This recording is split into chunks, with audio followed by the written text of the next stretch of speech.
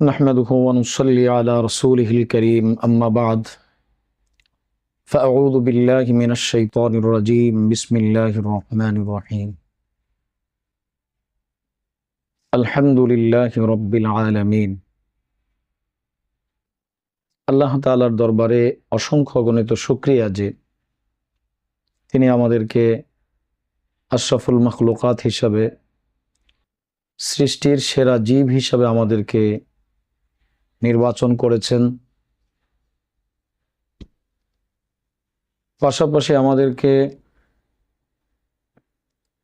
উম্মতে মুহাম্মাদিয়া আলা সাহিবিহা সালাতু ওয়াসসালাম এর অন্তর্ভুক্ত করেছেন।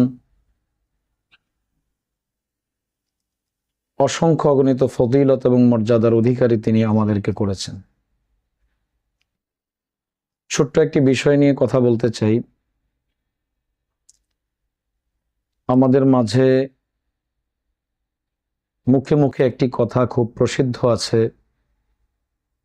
মাখলুকাতের সংখ্যা 18,000। আসলে এই বিষয়টি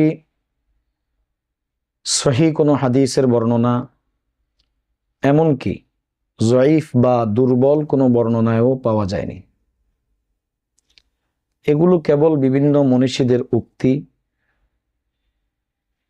18,000-এর যেমন উক্তি রয়েছে, তেমন কেউ 1,000, কেউ 14,000, কেউ 17,000, 40,000, 80,000 বিভিন্ন ধরনের উক্তি এবং কথা প্রসিদ্ধ রয়েছে। তবে নির্ভরযোগ্য বা দুর্বল কোনো রেওয়ায়েতেও এ ধরনের কোনো সুনির্দিষ্ট সীমা সংখ্যার কথা উল্লেখ করা হয়নি। বরং তাফসীর ইবনে কাসিরের প্রথম খণ্ডে হাফেজ ইমাদউদ্দিন ইবনে কাসির এই বিষয়ে বড় অবাক করা কথা বলেছেন। তিনি বলেন, কিন্তু বড় আজব কথা, এই জাতীয় কথা প্রমাণ করতে হলে সহিহ এবং নির্ভরযোগ্য কোনো দলিল থাকতে হবে।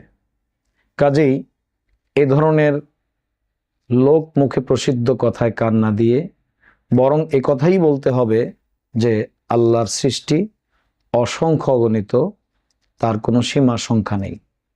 আল্লাহ পাক আমাদের সকলকে সঠিক বিষয় জেনে সে মোতাবেক আমাদের আকীদা পোষণ করার তৌফিক দান করেন। আমিন।